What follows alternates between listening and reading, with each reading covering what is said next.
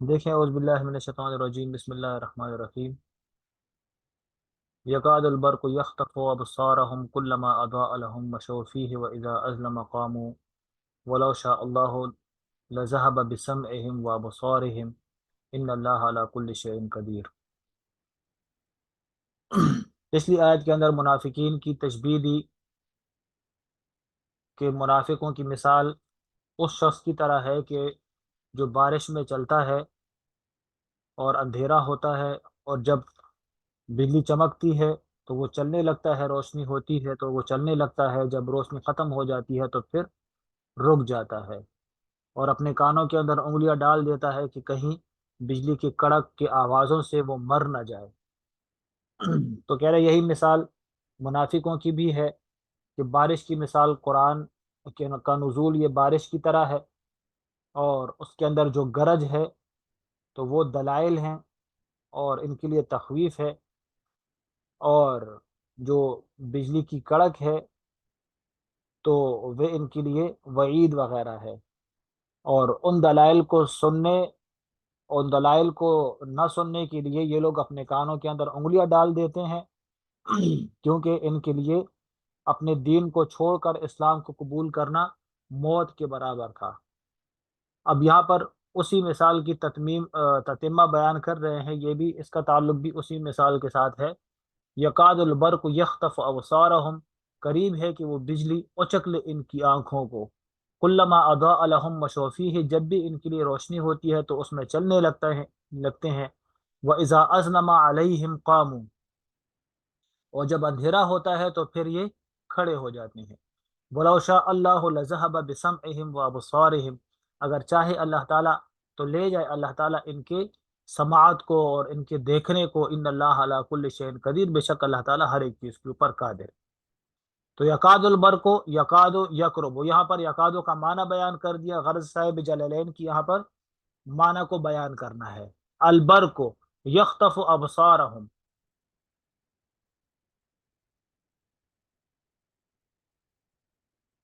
کیا ہے، کیا لکھا ہے سمجھ میں نہیں آیا،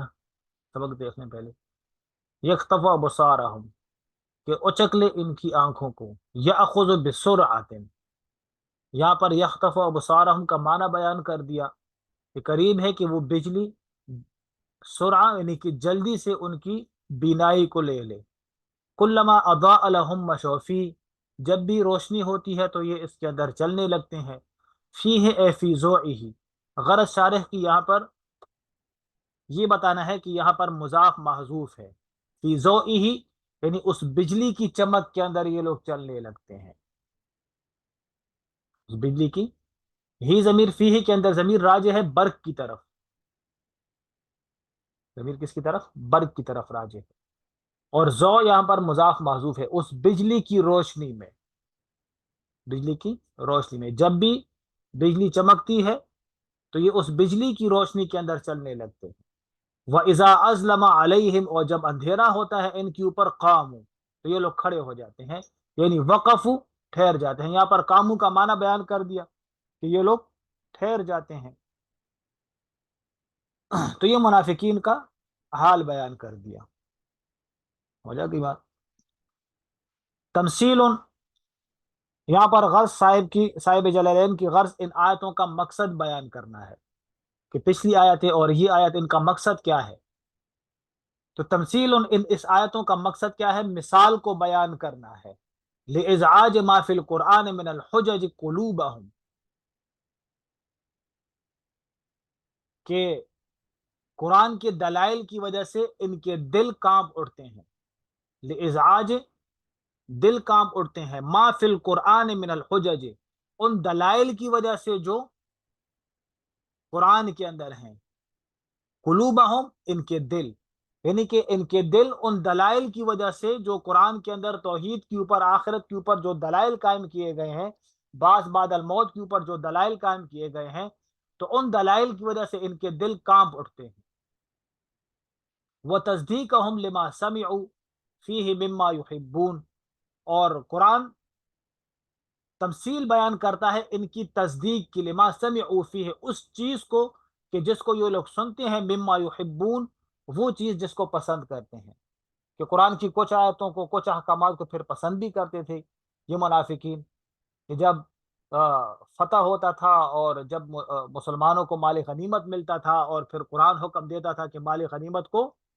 تقسیم کیا جائے، تو پھر وہ چیز ان کو پسند آتی تھی، ان کو پھر یہ لوگ لے لیتے تھے۔ لیکن جب قرآن باقی احکامات نازل کرتا تو پھر باقی احکامات کو قبول کرنے سے ان کو موت پڑتی تھی۔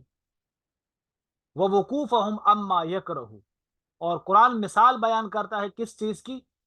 ان کے ٹھہرنے کی، اما یکرہون، اس چیز سے جس کو یہ لوگ ناپسند کرتے تھے۔ تو یہ معنی ہو گیا کلما اضاء لهم مشوا فیہ واذا اظلم علیہم قاموا،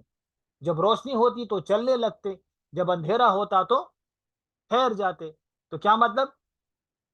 کہ جب وہ احکامات نازل ہوتے کہ جو ان کو پسند آتے تو اس کو لے لیتے تھے، اور جب وہ احکامات نازل ہوتے کہ جس کو یہ پسند نہیں کرتے تھے تو یہ لوگ پھر ٹھہر جاتے تھے۔ وَلَوْ شَاءَ اللَّهُ لَذَهَبَ بِسَمْعِهِمْ، اگر چاہے اللہ تعالیٰ تو اللہ تعالیٰ لے جائے ان کے کانوں کو، سمعہم یہاں پر اسماء بمعنی اسماءہم۔ تو اعتراض کا جواب ہے، اعتراض یہ ہے کہ سمع یہ تو مفرد ہے،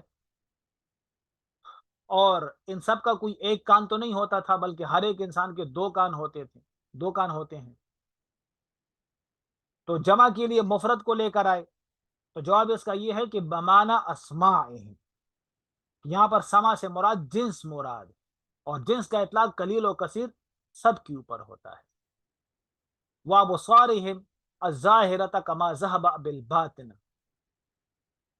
اور چاہے تو اللہ تعالیٰ ان کی آنکھوں کو لے جائے، الظاہرہ معنی یہ ہے کہ اللہ تعالیٰ اگر چاہے تو ان کی ظاہری بینائی کو بھی لے جائے۔ اللہ تعالیٰ اگر اللہ تعالیٰ چاہے تو یہ حقیقتاً یہ بہرے ہو جائے اور حقیقتاً یہ نابینا ہو جائے، کما ذہب بالباطن۔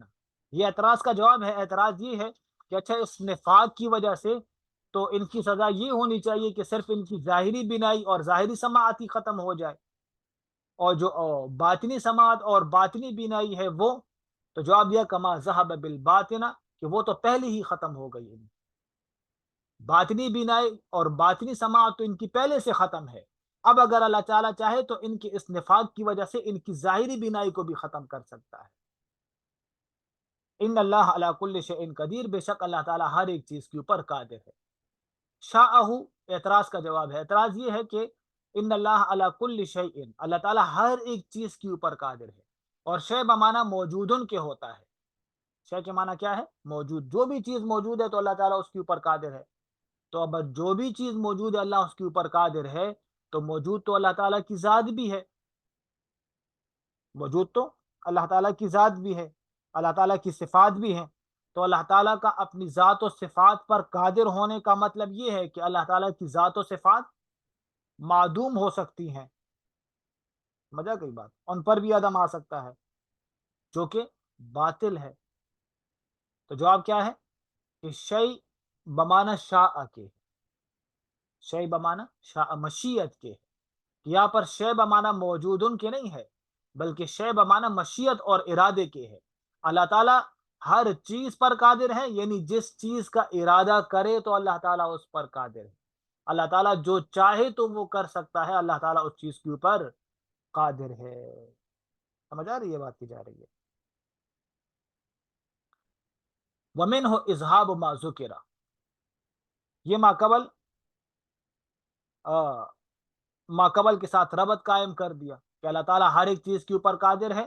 اور بعض اس میں وہ بھی ہے کہ جو اللہ تعالیٰ نے ذکر کر دیا کہ جب اللہ تعالیٰ جس چیز کو ارادہ کرنا چاہے اس کے اوپر اللہ تعالیٰ قادر ہے، تو اسی طرح پھر اللہ تعالیٰ ان کی سماعت کو اور ان کی بینائی کو اللہ تعالیٰ ختم کرنے پر بھی قادر ہے۔ یا ایھا الناس اعبدوا ربکم الذی خلقکم والذین من قبلکم لعلکم تتقون، اے لوگو تم عبادت کرو اللہ تعالیٰ کی، الذی اس رب کی، تم عبادت کرو رب کی، اس رب کی، خلقکم جس نے تمہیں پیدا کیا، والذین من قبلکم اور ان کی کہ جس نے تم کو پیدا کیا اور ان لوگوں کو بھی پیدا کیا جو تم سے پہلے ہیں، لعلکم تتقون تاکہ تم متقی بن جاؤ۔ تو یا ایھا الناس، اے اہل المکہ، یہاں پر اعتراض کا جواب ہے، اعتراض یہاں پر الف لام کی طرف اشارہ ہے کہ الف لام سے بعد الف لام عہد خارجی ہے، معہود لوگ مراد ہیں کہ جو اہل مکہ ہے، کیونکہ قرآن کے اولین مخاطبین جو تھے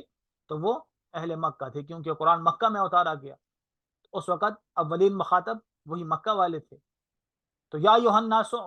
اے لوگو یعنی اے مکہ والو، اعبدو تم عبادت کرو رب کی، اے وحدو، یہاں پر غرض صاحب جلالین کے اعتراض کا جواب ہے، اعتراض یہ ہے کہ بھئی عبادت کا حکم تو مسلمان کو دیا جاتا ہے، اور اہل مکہ تو سارے مسلمان نہیں تھے، وہ تو مشرکین تھے، وہ تو کافر تھے، تو کافر سے توحید کا کیا کافر سے عبادت کا کیا مطالبہ کہ تم عبادت کرو؟ تو جواب دیا کہ یہاں پر عبادت سے مراد توحید کا اقرار ہے، وحدو کہ تم اللہ تعالیٰ کی توحید کا اقرار کرو، ربکم الذی خلقکم، اس رب کی جس نے تمہیں پیدا کیا، خلقکم انشأکم، معنی بیان کر دیا کہ خلق بمعنی انشأ کے ہے، پیدا کرنا، ولم تکونوا شیئا یہاں پر تتمیم معنی ہے، معنی کو مکمل کر دیا کہ اللہ تعالیٰ نے تمہیں پیدا کیا، ولم تکونوا شیئا اور تم کچھ بھی نہیں تھے، تمہیں عدم سے اللہ تعالیٰ نے وجود دیا، اس رب کی تم عبادت کرو۔ والذین من قبلکم، والذین وخلق، یہاں پر عطف کو بیان کر دیا کہ یہاں پر وہ کا عطف، وہ کے ساتھ عطف خلق کے اوپر ہو رہا ہے، سمجھا گئی بات؟ یعنی کہ تم کو پیدا کیا اور تم سے پہلے لوگوں کو بھی پیدا کیا، اشارہ ہے اس بات کی طرف کہ جس طرح یہ کم ضمیر خلق کے لیے مفعول بھی بن رہا ہے، تو اسی طرح الذین من قبلکم یہ بھی موصول صلہ مل کر خلق کے لیے کیا بن رہا ہے؟ مفعول بھی بن رہا ہے، اس کی طرف اشارہ ہے۔ الذین من قبلکم، پیدا کیا ان لوگوں کو جو تم سے پہلے ہیں، لعلکم تتقون تاکہ تم متقی بن جاؤ، بعبادتہ عقابہ، یہاں پر صورت تقوی کو بیان کر دیا، یہاں پر صورت تقوی کو بیان کر دیا تاکہ تم متقی بن جاؤ، یعنی اس کی عبادت کے ذریعے سے تم متقی بن جاؤ۔ عقابہ یہاں پر مفعول بھی کو بیان کر دیا کہ تتقون کا مفعول بھی محذوف ہے، تاکہ تم متقی بن جاؤ اس کی عبادت کے ذریعے سے، اور اپنے آپ کو بچا لو عقابہ اس کے عقاب سے، اس کے عذاب سے، سمجھا گئی بات؟